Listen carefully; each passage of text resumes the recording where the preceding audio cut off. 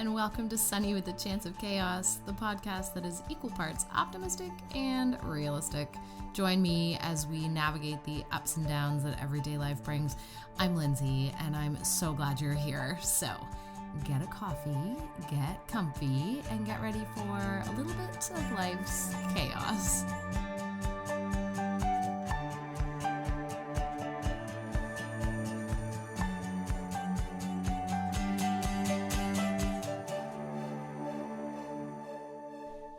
Hey there! Welcome back to Sunny with a Chance of Chaos. The first few episodes of this podcast have featured some pretty heavy subject matter: toxic positivity, self-care, comparative suffering. These I consider the bourbons of podcast topics. I thought it was time for more of a daiquiri vibe with summer on the way. So we are switching gears today. I'm so excited to introduce this week's guest. Her name is Richelle. Richelle, welcome. Awesome. I'm so excited to be here with you, Lynn. So great that you're here. I'm so excited.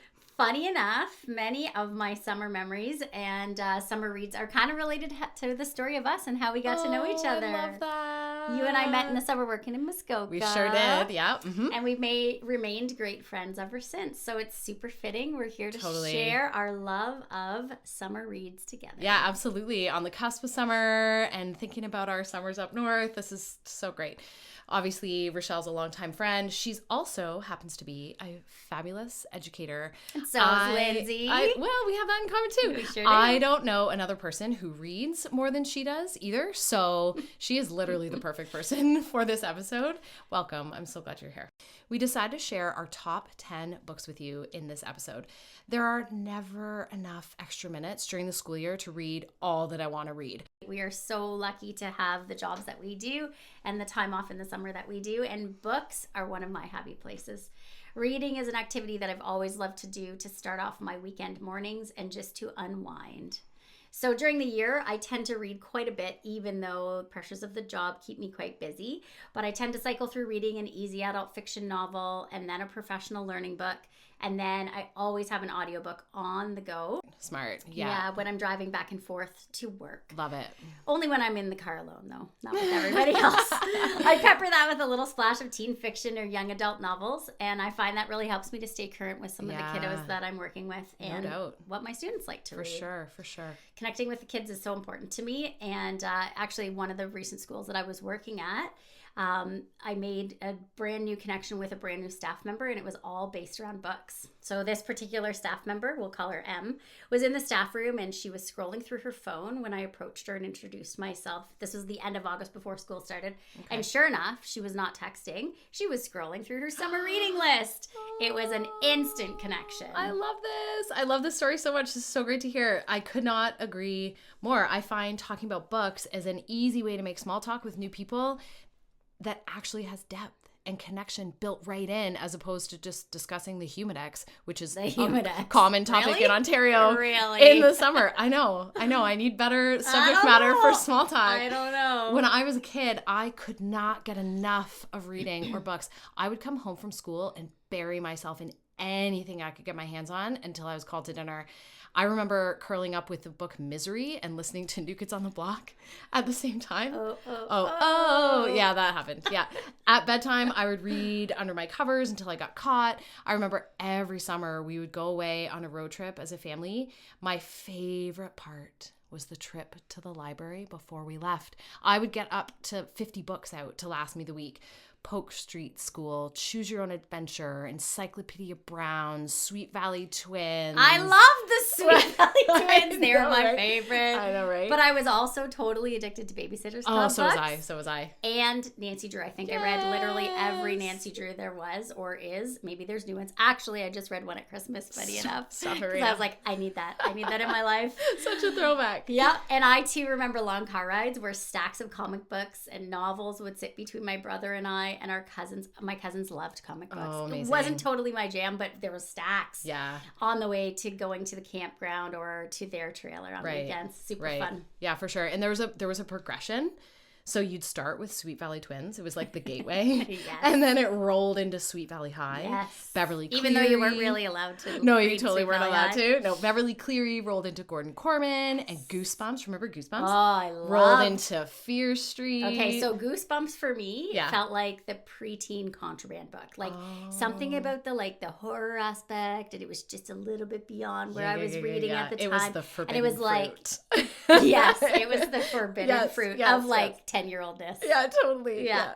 And now to read them, I laugh so hard at what I actually thought when I was young. Yeah, it's so funny. Oh, wait. Hold on. Do you Okay. remember V.C. Andrews? I do! Flowers in the Attic! That If was you haven't read it, that add it was to your list. really forbidden fruit. It was forbidden It was. fruit. It totally was. The And list. then it was like close the door and then have a second book on the go. Oh, absolutely. Just in case mom and dad came in and then you switched your Yeah, book. you really weren't supposed to be reading that. Absolutely. Nah, I don't know. The list goes on and on and on. I would let myself get lost in books. My summers were spent in my head, in my imagination, and with my nose perpetually in a book.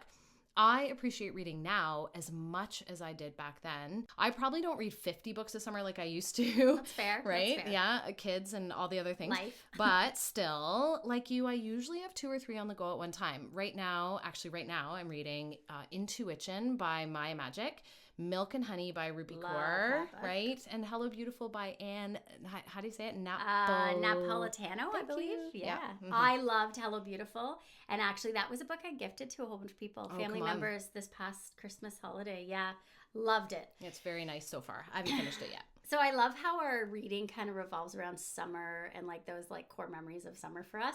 For me, I think it all started, we spent a lot of time as kids at the local library where I grew up in Elmira. And my mom got me into all the summer reading programs. Of course. And I loved writing down the book I had read on my little tracker sheet. They still do them at the public libraries in London. They're Yeah. way cooler now, though. You get stickers and dog tags and badges. Cool. Mhm. Anyways, loved it. And I think I was about 10 or 12 when I won this gigantic poetry anthology. And I was like, yes, I have hit the jackpot. Yeah. And it was so amazing. So I feel like that was a big summer connection to reading for me. And like I said before, the road trips with all the books and everything. So funny. My mom, and she probably would laugh about this now, but she says oh yeah, you read all these books, but you would just read through them so fast you didn't even actually know what you were reading. And I'm like, no, Mom, I knew. Yeah. And now I see the same things in my own kids and kids I teach every day, right? Yeah. But you know what? We all start somewhere. So absolutely. So tell me, what drives you to read so voraciously? What are the benefits to reading? For me, I agree with you. I feel the same. I was always surrounded by books, and it just kind of has carried on as sort of a pastime. There's so many benefits to reading too. Reading really provides us with the opportunity to connect. So when we think about children reading with adults, and we're both parents, Lindsay, right? So we did a lot of reading with our own kids. It really provides the opportunity to connect with each other, especially through sharing bedtime stories, or an exploration of lands greater and more imaginative than the ones we experience daily. And I love that about books, right? It takes us to another place. Research shows that reading to children assists cognitive development of children's brains. So same with adults, but mostly in children as they're developing at a younger age. So for those of you that don't know, cognitive development refers to how we perceive and think about the world in reference to our intelligence, to our reasoning, language development, and the way we process information. So when we read with children, we immerse them in those other worlds and new ideas, and this really helps them to form new knowledge and helps them to understand the world around them. They can use this knowledge, sometimes what we refer, maybe in teacher speak, to as lived experience or making connections, and it helps them make sense of what they see, hear, and helps them to learn. Yeah, so in addition to exercising our brains by reading, it also gives us the ability to develop empathy, which I think is really important, especially in current times, right? Seriously? Right? We live in the other person's shoes, right? I always say it's like right walking now. in someone else's shoes. I never considered for a second that reading would increase empathy. Why have I never thought of that before? But I think even as adults it does, right? Because we're living someone else's life and someone else's experiences, and then we go, hey, wait a minute. Or we make a connection, be like, oh, I know that feeling. I know what that was. It's like song lyrics. Song lyrics do the same thing, right? Yeah. And they evoke those emotions, right? And I think that's so cool. Right. I think it also, reading totally helps us gain a deeper understanding of others' perspectives, cultures, identities, ways of living, things maybe we hadn't considered. Yeah, absolutely. So it's not just a life skill to get you through the grocery store or write a resume and get a job. Reading is a vehicle for emotional intelligence, emotional growth, development as a human. It's also a means of satiating curiosity. Yes, 100%. It totally is. And I think adults forget that. Yeah. I think we forget that, right? We think we read books at school and it ends there. But really, there's so much out there in the world. And I think true to both of our experiences, when we talk to those people, we might say it's small talk, but we make those connections about books and we join together. I also think of reading as being similar to traveling. We both love to travel. Yes, that is true. We have that in common. We do. And reading can allow us that immersion into those other worlds in the same way that traveling takes us places where we are immersed in an alternate lifestyle or accommodations or just a way of navigating life. Life sometimes gets in the way of reading for pleasure. We're busy with work, writing podcasts, raising two awesome humans. I do some professional reading over the summer as well, but it's such a good opportunity to get in the depths of a book for pleasure with less interruptions. Yes. So you'll find me on the porch, on the beach, on a dock, in a coffee shop, on a rainy afternoon. And for me, in my swinging chair on the deck at the edge of a pool when the book gets soaked in the water and or covered in sand at the beach. It's such a gift to be able to lose yourself in a fiction story. During the school year, I find my medium of choice is audiobooks. I have found this to be the way that I can get in some novels and still keep up with the demands of daily life, right? So doing dishes, projects around the house, cleaning, gardening, making dinner, driving around for work, driving the kids around. These things can all be done while indulging in an audiobook. My Audible account was the best money I spent this year, for sure. But in the summer, life slows down and I clearly clean way less, apparently, and reading hard copies of books becomes a possibility again.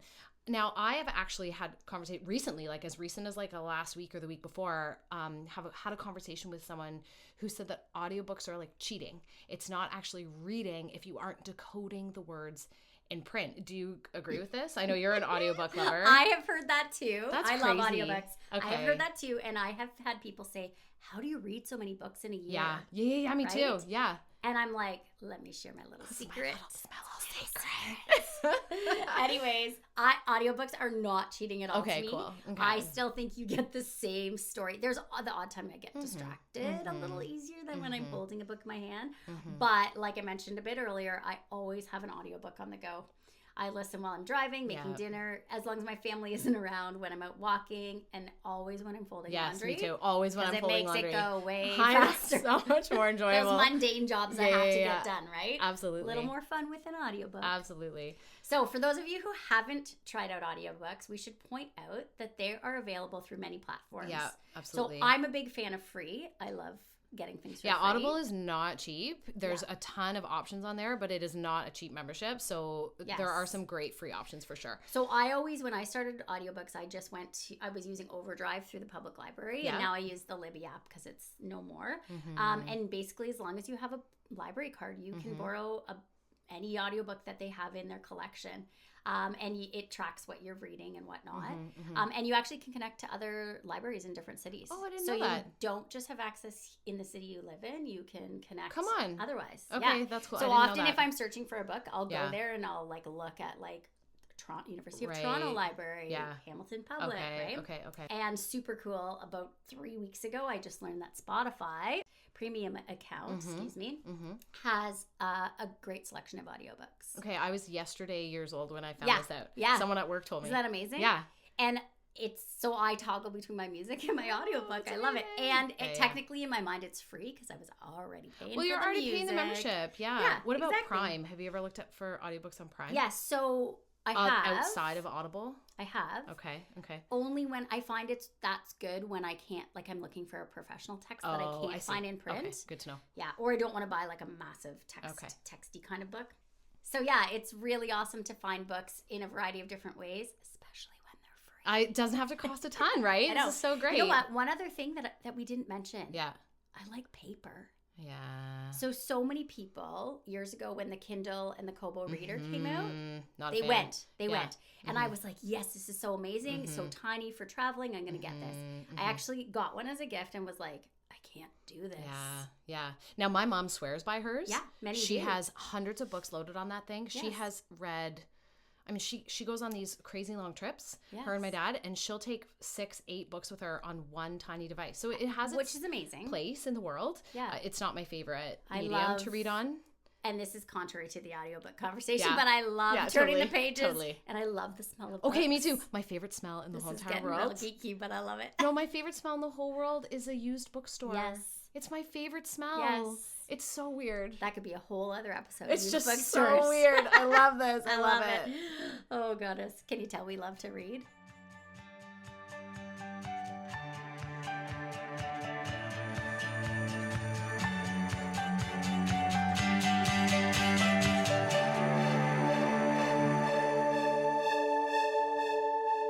Okay, so let's get into the reason that we're here, actually, because we just did a whole lot of chatting, is the Sure top did. 10 list of books to read for the summer of 2024.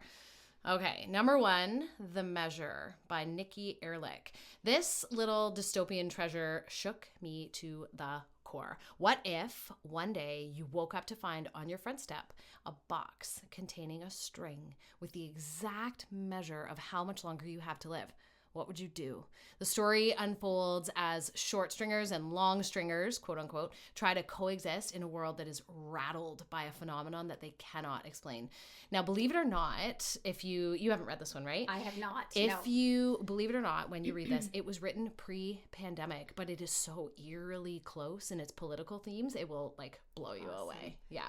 I've already added it to my list. I love it. Yay, amazing. So number 2, and this is a book that I just, again, randomly picked up called Meet Me by the Lake, or Meet Me at the Lake by Carly Fortune.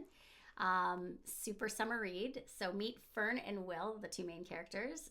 It is a true summer read. So this book is like Muskoka meets the dock, meets romance, meets hot summer nights, and it totally reminds me of all of our summer job years working I in read this Muskoka. book last summer in Halliburton. Yeah. Just like an easy summer, sweet, heartfelt book. It's really cute. Yeah, and there's actually 2 more in her. It's not even a series, but 2 more by her that are of the same vibe. Good to know. Yeah. Okay, the next one, I just finished this book literally yesterday. It's called The Invisible Life of Addie LaRue, and it's by V.E. Schwab. It's the book club book choice for this month. This novel is in the same vein as, like, say, The Time Traveler's Wife. Do you remember that book? I It do. has a Yeah, I love similar that book. vibe. Goodreads summary says this. France, 1714. In a moment of desperation, a young woman makes a Faustian bargain to live forever and is cursed to be forgotten by everyone she meets. Until 300 years later, she meets the first person who actually remembers her name. So this book is, I know, it's intense. Spiritual, dark, witty, clever, historical. This book literally has it all. If I'm being honest, it was a little long. It could have been a little shorter, but I enjoyed it all the same. Awesome. Yeah. Awesome. All right, book number 4. This is a book by Karma Brown, and it's called What Wild Women Do. So this story, again, immediately hooked me. It's actually set in the Adirondacks, and it's based around an all-girls summer camp for really creative women. So there's lots of components that spoke to me in this book. An awesome summer read, a little bit of soul searching of the main protagonist in the book. And not only did it hold an element of mystery, it also captured some wilderness romance and adventure. Okay. Yeah. Okay, it's on the Love list. it. Yeah, I like put it on the list. It's a good one. All right. Number 5 is Remarkably Bright Creatures. This one's by Shelby Van Pelt. It's a cute little story. It's a pretty quick read. It's one of those ones that interweaves a few different narratives, you know, like there's all these different characters. I love those, actually. So do I. Yeah. Until the culminating end when you find out like how they're all connected and like yes, and you spend your time wondering like how the is most this gonna beautiful weave way. together? I know, Yeah. it's really cool. I love So that. one of the main characters is a giant Pacific octopus named Marcellus, who is most definitely a remarkably bright creature and proves time and time again he's actually smarter than all of us put together. I love it. Actually, great. that synopsis just reminded me of the Island of Missing Trees. Oh, Yes. okay. I don't know that one either. Add that to your list. Okay. Eli Sheriff, I think, is the author. Great. Also kind of like interesting main character. Cool. It's a tree. That's the main character. I love it. So number 6. So this book called Knife, Meditations After an Attempted Murder by Salman Rushdie was a novel. You might remember Salman Rushdie from like Life of Pi, Midnight's Children. So in this book, and it's basically a biography, he shares his recount and imaginative trial following the horrific act of violence that shook the literary world, which was his stabbing. He was stabbed at the Chautauqua Institute when he was presenting. Wow. And this book basically is his novel of making peace with this raw experience that he had. And it unpacks his attack, and he actually has these imaginative conversations as if on trial, and he gets to speak to his attacker. It blew my mind. And his writing, I don't know, it's just one of those like next level mind blowers. Yeah. Great. Okay. Anyway, I'm intrigued. Not your typical summer read. No, but not at totally all. And highly recommended. Sounds enticing, engaging. I like it. Number 7 is called The Body. Also not a typical summer read. This is a nonfiction book. It's called The Body, A Guide for Occupants by Bill Bryson.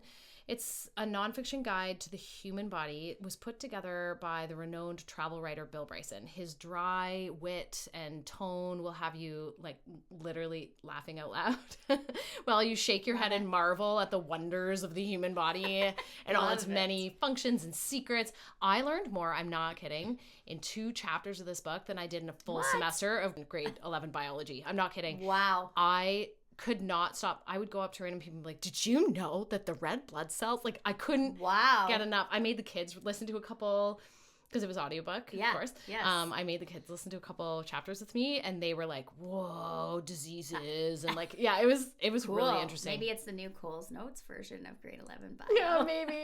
Oh boy. Share it with your friends, folks. Oh boy. Secondary teachers are not going to like us very much right now. Yeah, sure. We'll just hide. Yeah. Okay, number 8, romantic comedy by Curtis Sittenfeld. So this was a hilarious novel about a comedy sketch writer who feels doomed about love until she meets Noah. Noah. Yeah, and that's like how I feel about him in the book. Oh, Noah. Oh, you have to say it like that. If you like Saturday Night Live, which I feel like many of us, that was, Saturday night, grew up on for SNL. it. Or any other sketch comedy shows, this novel is for you. So I actually loved it so much. Because there were so many different writers mentioned in this novel, I went and was like, I want to know more about that sketch comedy writer. And so I actually read like 4 different biographies following this. Come on. I got into this like phase in January when it was great. cold and miserable out, and read and listened to all these biographies about all these sketch writers. And it's actually fascinating. I find biographies fascinating. Yeah, I do too. So anyways, great, funny, hilarious, well-written romantic comedy. Great. Sounds awesome. Number 9 is Homecoming by Kate Morton. She's written, what did you read by her? The Clockmaker's Daughter? Oh, The Clockmaker's Daughter. Okay. Yeah. We talked a little bit about traveling before, and I know how much you loved Australia. Yes. This book is a must read for you, my friend. I loved Australia. This book, I've never been, but I felt like I was there. This book, it's a wild time period shifter. It spans decades. Amazing. It spans continents. The story is mysterious, compelling, heart-wrenching, all in one.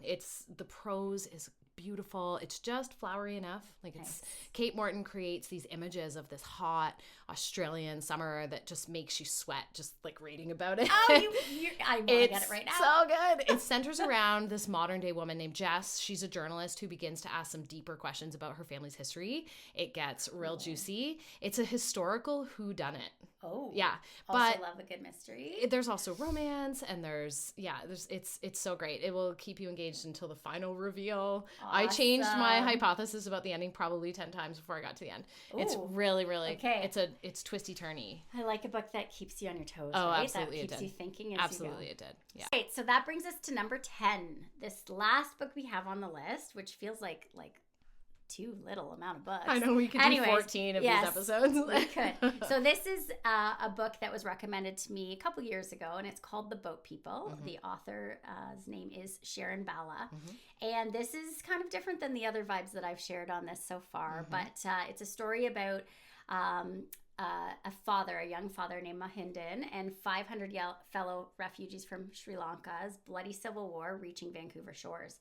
So this novel kind of showcases all about the trials and tribulations of this young father and his young son, who have just come to Canada and they're starting anew. So it's spellbinding and timely given how many new families and immigrants we have coming into Canada, and just understanding all of the things that they go through, and really stepping back for a moment gave me some good perspective. But I loved this book and I gave it 5 stars, hands down. Awesome. I don't think I've ever asked you this. Are you in a book club?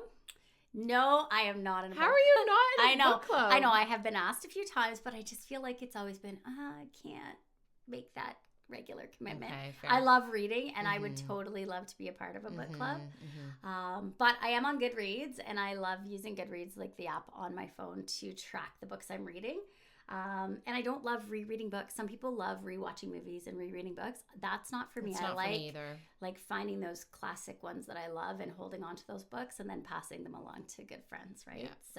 So if you don't know anything about it, Goodreads is a great app to track and get ideas of new books. They sort by genres. They have lists that come out of like top reads for different events throughout the year. And it's a really great way to kind of keep track.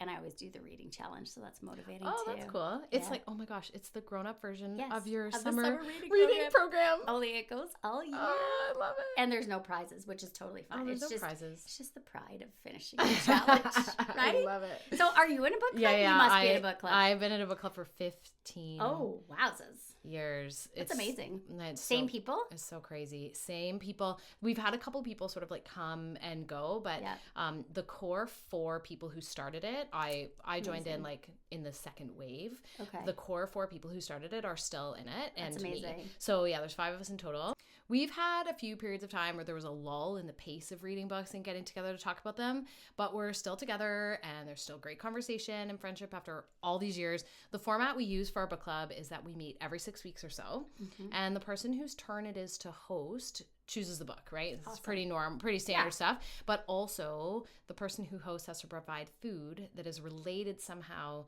to the theme of the book. So we have had a Nookshuk cheese statues.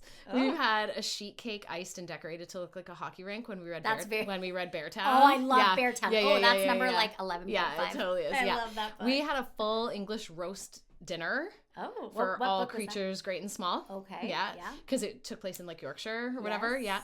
And one time I made a spinach dip and I stuck a broccoli in it for a tree grows in Brooklyn. Nice. Nice. There wasn't a lot of spinach food in that Brooklyn. book. No. That's okay. We Very have creative. to get kind of creative. I'm totally impressed. Yeah. Now I really want to be a part of a book club. Maybe you'll be in my book club. Maybe.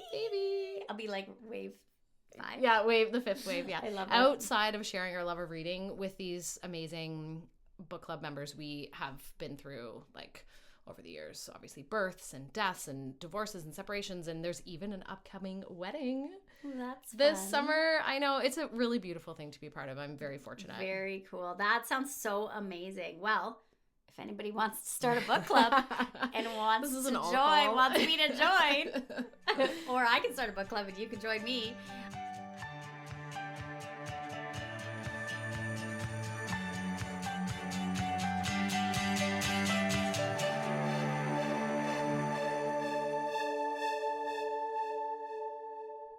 So this brings us to the stacks, but guess what? The whole episode was the stacks. There's no resource section in a podcast that isn't in itself a resource section. Okay. Yeah. We are the resource section. Yeah, we are the stacks. If you read or have read any of the books on our top 10 list, please message me on Instagram and tell me all about it. I would love to hear about it. Or post a book and tag me in it. Remember, on Instagram, I'm at sunnywithachanceofchaos_. As always, gratitude continues to be the antidote for chaos in my life. And today I am so grateful to Richelle for sharing her knowledge and her love of reading with me, and for sharing her top books and her love of reading with all of you.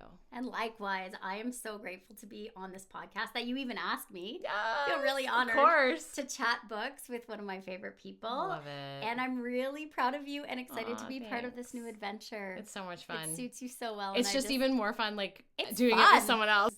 Thanks for listening, everyone. And as always, when the chaos hits, don't forget to look for the sunshine. Or lose yourself in a book. Also a good option. Sure is. See you next time. Bye.